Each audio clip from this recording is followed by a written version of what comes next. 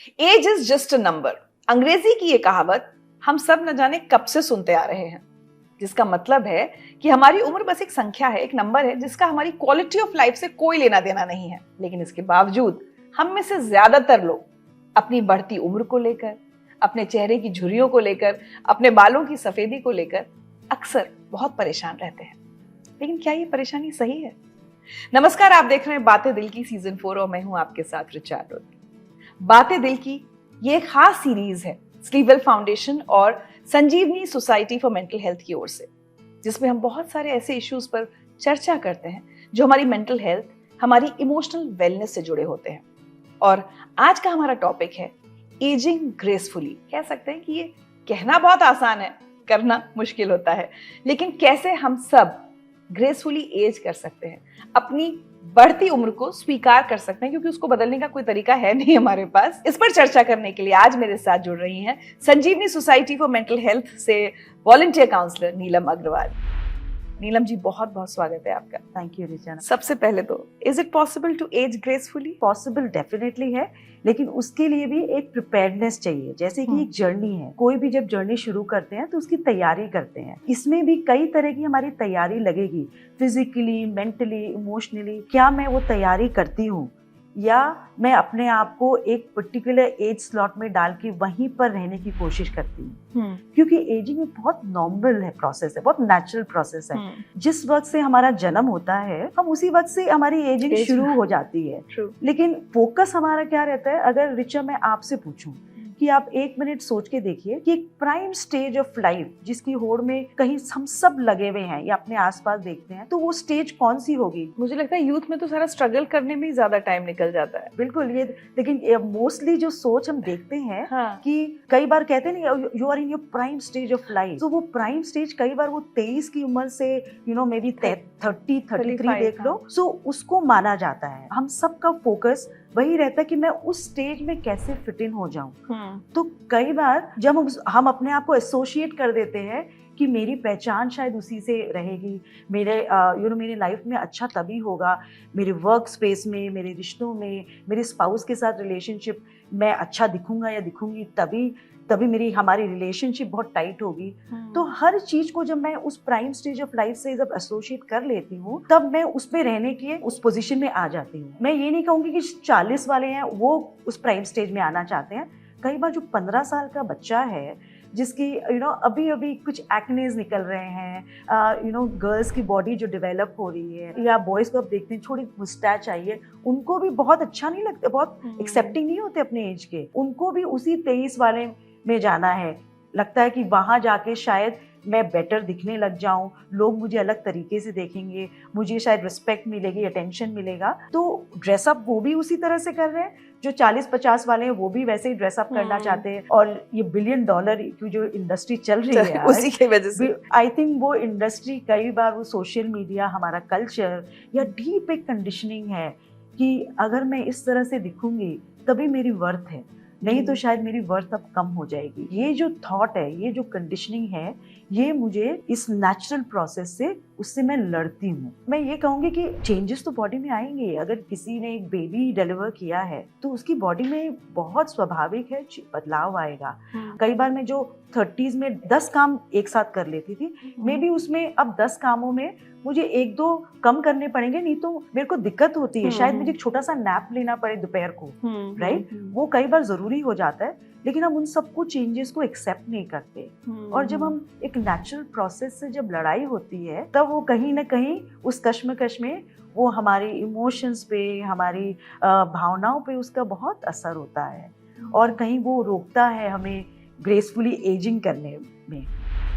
Gracefully ageing की बात कर रहे हैं, what do you mean by ageing gracefully? अगर मैं आपसे एक एग्जांपल दूं, कोई बात मैं सोचती भी हूँ तो मेरे मन में मेरी दादी का ख्याल आया, या I thought about my mom and dad, और मुझे लगा उस वक्त एजिंग को बड़े अच्छे से एक्सेप्ट भी किया जाता था। मुझे याद नहीं कि मेरे पेरेंट्स ने इतनी अपनी फेस को रिंकल्स को हटाने के लिए इतनी मेहनत करी होगी, सीरम लगा रहे हैं, बोटॉक्स फिलर्स हो रहे हैं। देखिए फिट रहना बहुत अच्छी बात है। कई बार जब हमारा मैक्सिमम फोकस उसी पे हो जाता है तब दिक्कत आती है। पहले एजिंग की तो देखा जाता था कि मुझे रिस्पेक्ट मिलेगी, अब मेरी पहचान बढ़ेगी, बच्चे आते तो प्रणाम करते हैं, राय लेते हैं।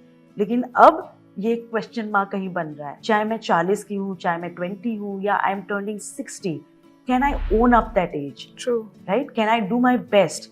शायद मेरी सोशल लाइफ बदल जाएगी, शायद मेरे फिटनेस में कुछ अंतर आ जाएगा, लेकिन उन सबको देखते हुए can I accept myself with that as?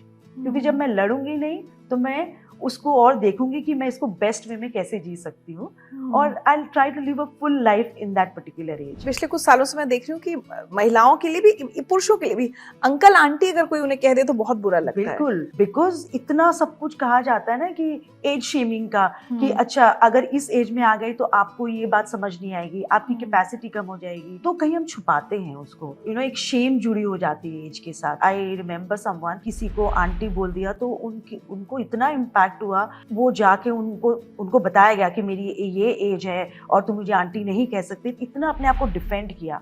तो दैट इटसेल्फ सेज दैट आपको बहुत फर्क पड़ा है इस बात का। अगर आप कंफर्टेबल है अपनी एज के साथ, आप एक्सेप्ट कर रही है कि हाँ ये तो नॉर्मल प्रोसेस है, इसमें हर व्यक्ति इस एज पर आएगा, and I am also okay with that, तब फिर सामने वाला जो भी कहे, कोई आंटी कहे या ट्रोलिंग, आजकल आई एम श्योर आप भी बहुत हमारे साथ तो बहुत होता है कि सोशल मीडिया में किस तरह से ट्रोल करते हैं, तो आप कंफर्टेबल रहोगे। कई बार जबरदस्ती ना कोई बताने की कोशिश करता है कि तुम बुढ़ी हो गई, तो कोई अगर लिखता है आंटी तो मैं उसको जवाब में लिखती हूँ हाँ बेटा, क्योंकि मुझे फर्क नहीं पड़ता।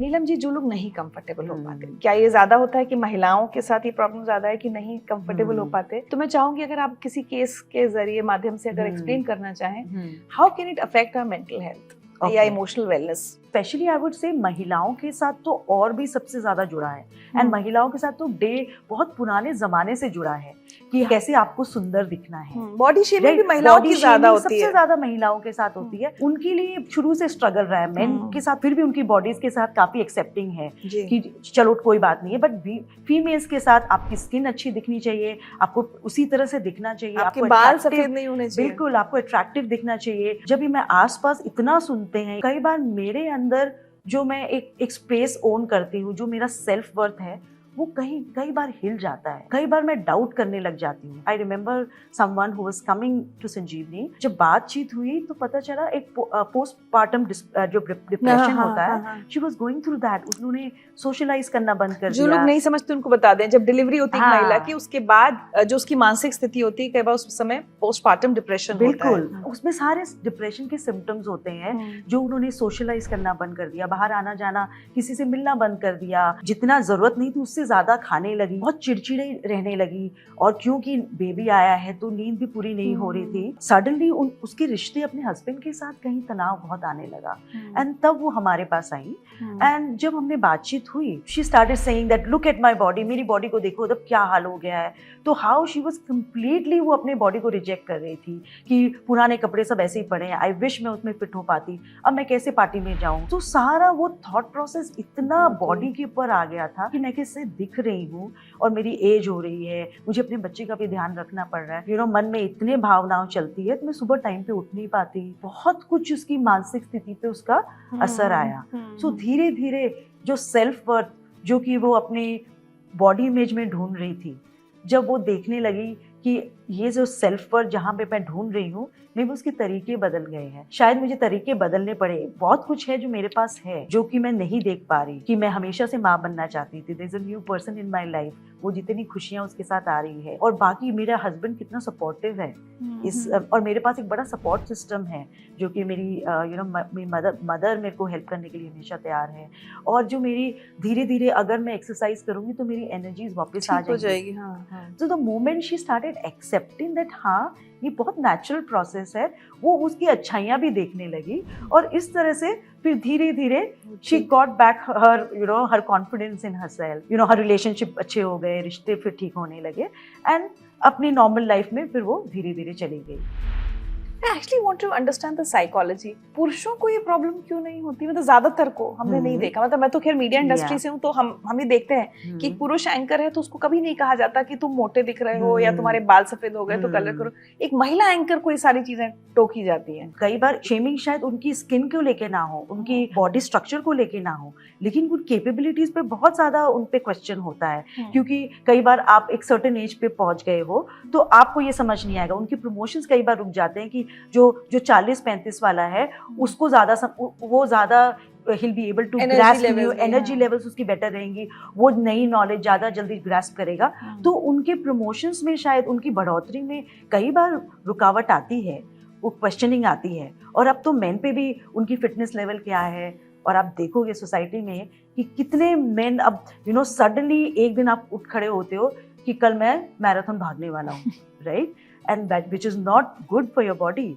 हाँ, आप रेगुलर फिटनेस रूटीन में हो, दैट्स वंडरफुल। मैराथन में आप अगर सपोजिटली इनरोल कर रहे हो, that is very nice, but क्योंकि किसी को प्रूव करना है पॉइंट कि मैं अभी भी जवान हूं, अपने को प्रूव करना है वो पॉइंट। क्योंकि मेन भी बहुत फेस करते हैं स्ट्रगल अपने अंदर, मे बी स्किन को लेके ना हो बट अदरवाइज क्योंकि आपकी एज हो गई है, ये आप नहीं कर पाओगे, that can be very demeaning. कई बार अपने अंदर बड़े सवाल आते हैं कि क्या मेरी कैपेबिलिटी कम हो गई है, क्या मैं अब मेरी एबिलिटी, क्या मेरा रिस्पेक्ट कम हो जाएगा। वो कई बार हमारे पास मेन भी आते हैं जो कि स्टेज से गुजर रहे होते हैं, also talking about how ageing is not making their life so richer, इतनी रिच नहीं बन हो रही है बिकॉज मैं एज हो रहा हूँ। अगर हम जब महिलाओं की बात करें तो एक और एज ग्रुप जो 45 to 50 जो पेरीमेनोपॉज से गुजर रही होती, उनकी बॉडी में भी बहुत चेंजेस हो रहे होते हैं। वहां पर भी ग्रेसफुली उस चीज को स्वीकार करना और एज कर पाना मुश्किल होता है महिलाओं को। देखिए, ये सब हमारी धारणाएं हैं और ये धारणाएं हमारी नजरिए को बहुत लिमिट कर देती है। तो एक जो सबसे बड़ी धारणा है अबाउट एजिंग मीन्स डिक्लाइन। जब मैं ये देखती हूँ कि यूथ, ये जो प्राइम स्टेज है, वही मेरा जो स्टेज है जहाँ पर सब कुछ है, और अगर मैं एज हो रही हूँ तो मेरा ग्राफ अब नीचे जाएगा। तो जैसे ही अगर मेरा ये नज़रिया बन गया है तो मैं उस एजिंग को ऐसा देखूंगी कि शायद मेरी डिपेंडेंसी अब बढ़ जाए, शायद मेरा फ्रीडम अब कम हो जाएगा, ज़रूरत अब कम हो जाएगी अराउंड जो मुझे इम्पोर्टेंस मिलती थी बच्चों से, हस्बैंड से। सो जब मैं डिक्लाइन की तरह देखती हूँ इस एज ग्राफ को, तब वो मेरी जितनी एनर्जीज है, जितनी मेरी स्पिरिट है, मेरी पर्सनालिटी है, उसको सबको ऐसे निचोड़ लेता है। आई रिमेम्बर एक 60-70 ईयर्स के मेल हमारे पास आए थे, उन्होंने बड़ी अच्छी लाइफ जी है, बहुत फिट थे एंड सब कुछ अपने आप कर पा रहे थे। जब हमने पूछा कि आपने काउंसलिंग के लिए एनरोल कराया तो what is the issue that you are coming with, and he said that मेरी एज 70 की हो रही है और अब तो मेरा ग्राफ ही नीचे ही जाने वाला है, तो मैं समझना चाहता हूँ कि मैं करूँ क्या, क्योंकि अब तो मैं डिपेंडेंट हो जाऊंगा। तो जब हमने पूछा उनको कि कहाँ डिपेंडेंट होते हैं, तो बोला नहीं, अब तो मैं तो वैसे तो सब ठीक हूँ, लेकिन सब कहते हैं आसपास कि आप तैयारी कर लीजिए, अब आप कार नहीं चला पाएंगे, आप कार नहीं चला पाएंगे, आपको मदद देनी पड़ेगी, और अब जो हॉलीडेज पे जा रहे थे अकेले, उसमें आपको किसी को साथ लेके जाना पड़ेगा। तो उनके मन में इतना भय हो गया, अब मेरी शायद लाइफ सीमित हो जाएगी, वैसे नहीं जी पाऊंगा जैसे मैं अब तक जी रहा था। और वो सिमिलरली आपने जैसे मेनोपॉज वुमेन के लिए कहा कि हमारी बॉडी में बदलाव इतने सारे आते हैं, और अब तो इतनी चर्चा हो रही है इस बारे में, थैंक गॉड फॉर इट। अब महिलाएं खुल के बोलने लगी हैं उसके बारे में। तो जब मैं एक्सेप्ट करूंगी तो मैं रियलाइन भी करूंगी, मैं बदलाव भी लाऊंगी, जो चीज मैं नहीं कर सकती वहां अपने आप को लिमिट भी करूंगी। और जब मैं एक्सेप्ट नहीं करती तो मैं अपने आप को वो मौका ही नहीं देती। मैं बोली अरे पहले तो कर रही थी, अब क्या हुआ, कर लेगी, do it, come on, you are capable.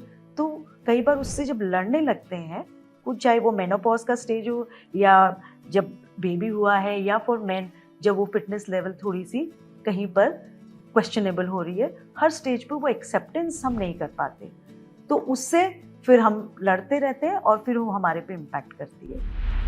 तो नीलम जी, अभी तक हमने एक पक्ष की बात की कि कहाँ एजिंग में कहाँ हमको कोई कॉम्प्लेक्सेस आ जाए या इंफीरियोरिटी कॉम्प्लेक्स आ जाए या मुझे लगे मैं केपेबल नहीं हुई हूँ। इसी तस्वीर का दूसरा पहलू यह है कि हम रिजिड भी हो जाते हैं। हमको बहुत पता है, हम बहुत एक्सपीरियंस्ड हैं, तुम हमें मत सिखाओ। बिल्कुल, एक 20 साल की लड़की से मैं कहूँ कि I know more than you, मेरी उम्र इतनी है, बिल्कुल, तो वो भी ग्रेसफुल एजिंग तो नहीं है मेरे ख्याल से, जब हम दूसरी पीढ़ी को समझना ही नहीं चाहें, क्योंकि आई एम वेरी एक्सपीरियंस्ड। और कई बार ये भी होता है ना कि हम परिवार में कितना सुनते हैं कि हमने उम्र गुजारी है, हमें पता है, हमारी सोच जो है, मेरे उसूल है वही सही है। धूप में बाल सफेद धूप में बाल सफेद नहीं है। एक बड़ी इंग्लिश में कहावत अच्छी है कि what can bend can not break. So अगर हम फ्लेक्सिबल रहें, अगर हम क्यूरियस रहें, जानने को उत्सुक रहें कि इसकी सोच मेरी सोच से फर्क क्यों है, तब हम इस रिलेशनशिप को अच्छा कर पाएंगे। अपनी ग्रोथ तभी होगी।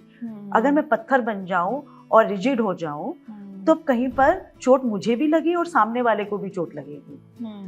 तो क्या मैं पानी की तरह हो सकती हूँ?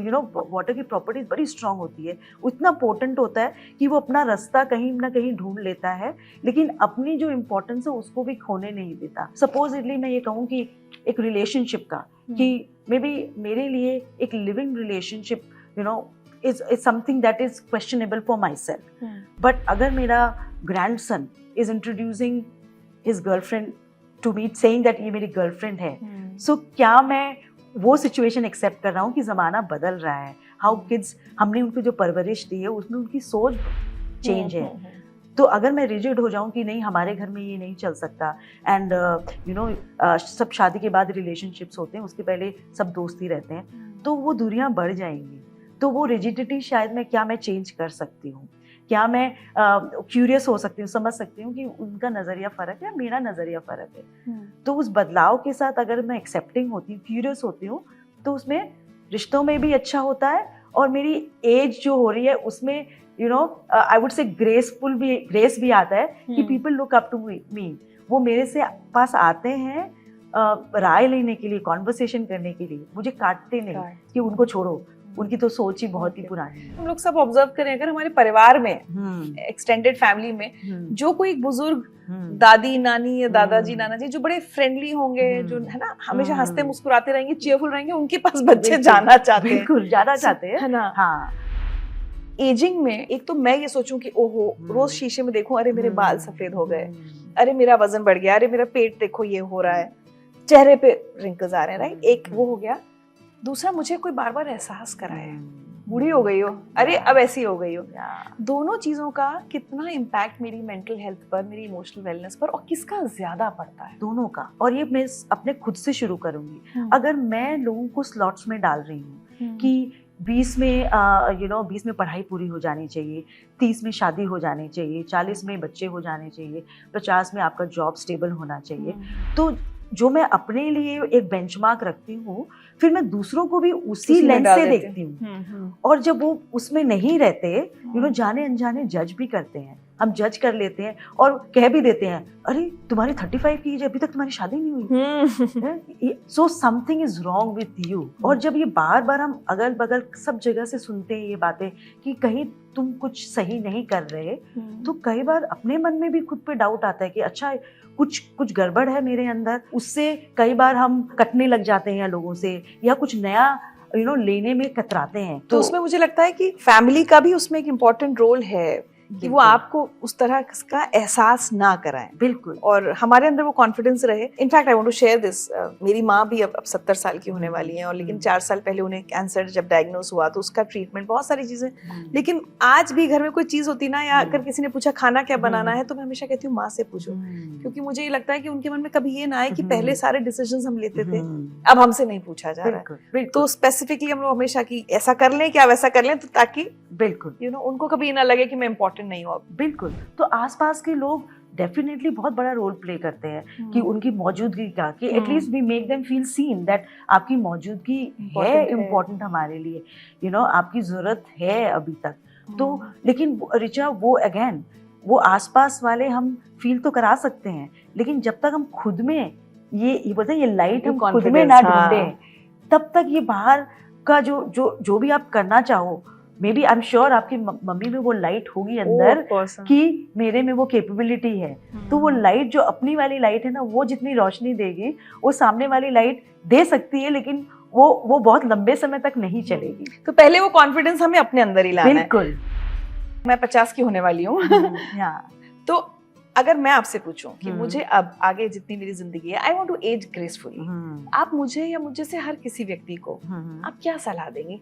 कैसे, how do we age gracefully? जब एक लाइफ को एक जर्नी की तरह देखते हैं, तो एजिंग भी एक जर्नी है, और जब भी हम कोई भी जर्नी पे जाते हैं तो उसकी तैयारी करते हैं। सो तैयारी में सबसे पहले क्या जरूरत आएगी कि सेल्फ अवेयरनेस, कि मैं कितनी जागरूक हूँ उस बारे में कि ये एक जर्नी है, मैं एक लिविंग टिश्यू हूँ, और अगर तो ये तो धीरे धीरे बढ़ेगा ही, तो बदलाव आएंगे। तो वो अवेयरनेस अपने अंदर लाना, जब अवेयरनेस आती है तो मैं उसके बारे में फिर कुछ करती हूँ, चाहे मेरी फिजिकल हेल्थ को लेके हो, तो मैं फिजिकल हेल्थ के लिए अपना रेगुलर चेकअप कराती हूँ, अपना सही समय पे खाती हूँ, एक्सरसाइज जो ज़रूरी है वो करती हूँ। सिमिलरली फाइनेंसेस, जो कि बहुत बहुत इम्पोर्टेंट है। कहते हैं कि now 60s is a new 40 या 80s इज अ न्यू 60, तो हमारी उम्र भी बढ़ रही है। तो हम फाइनेंशियली स्टेबल कैसे हैं, क्योंकि कोई भी डिपेंडेंट नहीं होना चाहता किसी पे, तो मैं फाइनेंसेस भी उसी के अराउंड फिर प्लान करूँगी, क्योंकि मुझे पता है कि एक एज के बाद शायद वो वाली इनकम रेगुलर जो मैं रिटायर हो जाऊंगी जो नया है, तो मैं फाइनेंशियली भी अपना प्लान करूंगी। एक अच्छा पेरेंट, एक जिम्मेदार पेरेंट बनने के इस होड़ में कई बार हम सब कुछ मतलब बच्चों के नाम कर देते हैं, या और डिपेंडेंसी कहाँ पर बहुत बार आ जाती है। हाँ बिल्कुल, something that you can give to your child, but आपको अपने लिए सोचना है, अपनी लाइफ की प्लानिंग करनी है, ताकि आप फाइनेंशियल स्टेबिलिटी रहे। फाइनेंसेस जब रहते हैं तो एक स्टेबिलिटी आती है, इमोशनल स्टेबिलिटी भी आती है, डर कम लगता है, और सबसे ज्यादा कि मैं अपने इमोशंस की कैसे जिम्मेदारी लूं, क्योंकि एज के बाद ना आसपास के लोग भी कहते हैं अरे अब बच्चों को करने दो, अब तो उम्र हो गई, अब बच्चों को करने दो, जो भी है वो करेंगे। तो मेरे मन में भी आता है कि अरे अब बच्चे मुझे देखेंगे, मेरी जिम्मेदारी लेंगे, लेकिन ये जिम्मेदारी किसकी है? अगर मेरी लाइफ ठीक चले तो सबसे पहले मेरी है। और एक एज के बाद इतना एक्सपीरियंसेस है मेरे पास, एक खजाना है एक्सपीरियंसेस का, मुझे बहुत मन करता है बात करने का, शेयर करने का। शायद मेरे बच्चे बिजी हो गए हैं, शायद वो उनके पास समय नहीं है, तो क्या मैं एक उन बातों के लिए अपने लिए कुछ अलग कम्युनिटी ढूंढूं, एक अलग ग्रुप जो मेरे हम उम्र के हैं। कई बार होता है कि बहुत सारी कम्युनिटीज़ है, सीनियर सिटीजन्स क्लब है, तो उसको जागरूक रखें। और एक बहुत इंपॉर्टेंट एस्पेक्ट जो मैं बात करूंगी, हम कई बार मदद मांगने में हिचकिचाते हैं, देने में हम सब आगे रहते हैं, अरे तुम बताओ क्या काम करना है। गिविंग इज बहुत ईजी हो जाता है, receiving sometimes get very difficult. अगर मैं नई माँ बनी हूँ, मुझे दिक्कत हो रही है, मुझे मेरा टाइम नहीं मिल पा रहा, तो क्या मैं अपने परिवार, अपने दोस्तों से मदद लेके एक टाइम सेट कर सकती हूँ, उनकी मदद ले सकती। अगर एक एज हो रही है, टेक्नोलॉजी थोड़ी समझ नहीं आ रही है, ये बहुत बड़ा चैलेंज हो रहा है आजकल, तो क्या मैं यंगस्टर्स से, क्योंकि उनकी अंडरस्टैंडिंग इस क्षेत्र में ज्यादा है, तो उनसे मदद लेने से ना हिचकिचाएं, क्योंकि सब कुछ हमें नहीं आएगा, राइट? एंड वो किसी भी एज में हो सकता है। अगर मैं 30s की हूँ, जो 20s कर पा रहा है शायद मैं नहीं कर पाऊँ, और जो 50s की सोच है शायद मेरे में फर्क हो, मेरी एबिलिटीज में फर्क हो। बेसिकली जो आप कह रही है ना, सारी चीजों का मुझे लगता है निचोड़ एक ये है कि जो आपकी उम्र है उसको स्वीकार करें, सबसे पहले उसका एक्सेप्टेंस हो। बिल्कुल। लेकिन अब मेरा आखिरी सवाल आपसे उन लोगों के लिए है जो उसी डिनाइल में जीना चाहते हैं, द बिलियन डॉलर इंडस्ट्री जो हमने सबसे पहले बात की, जो हमारी इसी इनसिक्योरिटी पर या ऐसी डिनाइल पर वो पूरी इंडस्ट्री फल फूल रही है कि आप ये बोटॉक्स करा लीजिए, फिलर का, मुझे तो अब इससे ज्यादा तो टर्म्स भी नहीं पता, इतने सारे आ गए हैं, थ्रेड्स, ये वो, कि सिर्फ मैं 50 की दिखूं नहीं, मैं किसी तरह वो 30-35 जो आप कह रहे हैं ना उसी ब्रैकेट में रह जाऊं। और जिनके पास पैसा है वो खर्च कर रहे हैं, लाखों रुपए खर्च कर रहे हैं सिर्फ यंग दिखने के लिए। क्या वो उनकी मेंटल हेल्थ पर भी असर डाल रहा है? अगर एक दौड़ है और वो जो नॉर्मल दौड़ से अगर मैं उससे लड़ रही हूँ, तो डेफिनेटली मैं अपने आप पे प्रेशर बहुत डाल रही हूँ। कोई भी एक नॉर्मल प्रोसेस है, एक तरीका है, अगर उस पे मैं रुकावट कर रही हूँ, उसके अगेंस्ट में, किसी भी चीज के अगेंस्ट में जा रही हूँ, तो एक डेफिनेटली अंदर एक घबराहट है, एक एंजाइटी है, एक कांस्टेंट एक फियर है कि कहीं वो रिंकल दिख ना जाए, अरे कहीं मेरे कहीं मेरा वेट पुट ऑन ना हो जाए। तो ये कांस्टेंट एक मन में एक भय, वो एंजाइटी तो डेफिनेटली लेके आएगा। और वो एंजाइटी किस तरह से अलग अलग क्षेत्र में आएगी हमें पता भी नहीं चलेगा कि वजह ये है। मुझे समझ नहीं आएगा कि क्यों मैं इतनी, बोलते ना, टची हो गई हूँ। कोई मुझे कुछ बोलता है तो मुझे इतना बुरा क्यों लग जाता है, कई बार इतने झगड़े क्यों हो रहे हैं, मुझे पता ही नहीं है कि मेरे काम पे कैसे इम्पैक्ट पड़ रहा है, मेरी एबिलिटीज में कहाँ इम्पैक्ट हो रही है, मेरी क्यों मैं इतना थक रही हूँ रात को, क्योंकि मैं एक्सेप्ट नहीं कर रही कि मुझे अपने टाइम लिमिट करनी है, तो मैं काम तो उतना ही कर रही हूँ और फिर मैं रात को थक के मेरी नींद उड़ गई है। जब मैं एक एज को ओन अप नहीं करती, जब मैं उसको ऑनर नहीं करती, जो कि एक नेचुरल प्रोसेस है, तो वो लड़ाई एक लड़ती हूँ अपने अंदर, और उस लड़ाई का असर कई जगह पे अलग अलग रूप में दिखेगा। इंस्टाग्राम या फेसबुक पे देख रही हूँ कि कोई मेरे उम्र की लेडी ज्यादा यंग दिख रही है, उसके बाल ज्यादा अच्छे, तो मैं हर समय इस प्रेशर में हूँ ना कि ये ऐसी क्यों दिख रही है और मैं ऐसी क्यों नहीं दिख पा रही। आपको लगता है ये इतने सब जो ट्रीटमेंट्स और इस सब का जो पागलपन शुरू हुआ है, ये सोशल मीडिया की वजह से ज्यादा हुआ है? बिल्कुल ज्यादा हुआ है, और इससे और भी ये है कि कहीं मेरी डेफिनेशन ऑफ ब्यूटी बहुत बहुत लिमिटेड हो गई है। अगर वो डेफिनेशन ऑफ ब्यूटी, फिटनेस, अगर उसको मैं देखूं, उसको क्वेश्चन मेरे को करने की जरूरत है, बिकॉज अब, और ये तो बढ़ते जाएगा, अभी तो मुझे लगता है ये तो और बढ़ेगा, एंड हम इस दौर से जो गुजर रहे हैं ये तो और बढ़ने वाला है। इसी में मैं अपनी सैनिटी के लिए, मैं अपने मेंटल और इमोशनल वेलबींग के लिए, अपने फायदे के लिए, क्या मैं अपनी ब्यूटी की डेफिनेशन को क्वेश्चन कर सकती हूँ? क्या मैं अपनी फिटनेस की डेफिनेशन को क्वेश्चन कर सकती हूँ? वो सवाल उसका है। जब मैं उस पे क्वेश्चन करके अपनी नजरिए को बदलूंगी तो XYZ फिर कुछ भी आता रहे, ठीक है, मे बी इम्पैक्ट होगा, मे बी 10 मिनट मुझे लगेंगे, अरे मेरे भी बाल सफेद हो रहे, लेकिन फिर वो ज्यादा देर तक नहीं रहेगा, एंड फिर मैं अपने आप को नहीं मैं अपने लाइफ में जैसे हूँ ठीक हूँ, तो मैं उस स्टेज पर जल्दी ही आ जाऊंगी, ज्यादा देर तक इम्पैक्ट नहीं कर पाएगा। तो मेरी अपनी डेफिनेशन जो है ब्यूटी की, फिटनेस की या एज की, उसको मैं देखूं और उस पे मैं काम करूं। आई थिंक वही क्रक्स है एजिंग ग्रेसफुली का। तो चलते चलते हमारे सारे व्यूअर्स को, जो स्पेशली ये जो मैं बोल रही हूँ ना कि ठीक है 20-30s वालों को भी होता है, लेकिन हमारी वाली एज को ज्यादा होता है हमेशा 50-60s में, तो तब एक्चुअली लगता है कि oh you are growing old, ageing हो रही है। ऐसे सब लोगों को आप ग्रेसफुल एजिंग के लिए क्या मैसेज देंगे? मैं ये कहूंगी कि एजिंग एक प्रिविलेज है, कि अगर मैं इस एज तक पहुंच गई हूँ, इसका मतलब मैंने एक लंबी भरपूर जिंदगी जी है, इसीलिए यहाँ पहुंची हूँ। तो मैं अपने आप को एक स्लॉट में ना डालूं, या मैं 20s हूँ, या मैं 30s हूँ, या मैं 40s या 50s, जो भी हो, उस नंबर के पीछे जो ह्यूमन है, जो व्यक्ति है, जो फीमेल है, जो मेल है, मैं उसको देखूं, उसकी एक पहचान है उसको देखूं, उसकी कैपेबिलिटीज को देखूं, वो जो पर्सन है उसको देखूं और उसको ऑनर करूं, और उस नंबर को ना ऑनर करूं। तो अगर मैं उसको देख पाऊंगी तो वो रिस्पेक्ट भी उसको दे पाऊंगी, चाहे मेरे लिए, अपने लिए हो, या जो सामने वाला कोई भी हो, और एक भरपूर जिंदगी अपने लिए और दूसरों के लिए भी एस्टैब्लिश कर पाऊंगी। जो संतुष्ट व्यक्ति होता है, उसके चेहरे पे जो शांति होती है, जो मुस्कान होती है, चमक होती है, वो चमक जो होती है, वो कोई भी क्रीम या कुछ भी, कोई भी काइंड ऑफ कोई ट्रीटमेंट वो कभी नहीं ला सकता। I would definitely say that जो तजुर्बा और जो एक्सपीरियंसेस हमने किए हैं उसको एक्सेप्ट करें, उसको ऑनर करें। बातें दिल की में हमेशा हमारी कोशिश रहती है कि ऐसे मुद्दों पर चर्चा करें, और एक संदेश ये जाए कि अपनी फिजिकल हेल्थ के साथ साथ अपनी इमोशनल हेल्थ, अपनी मेंटल हेल्थ का बहुत ध्यान रखें, और अपना जीवन पूरी तरह से ग्रेसफुली जिएं, और एज तो डेफिनेटली आपको ग्रेसफुली करना चाहिए। थैंक यू सो मच नीलम, हमारे शो पर आने के लिए और बातें करने के लिए, and thank you all for watching.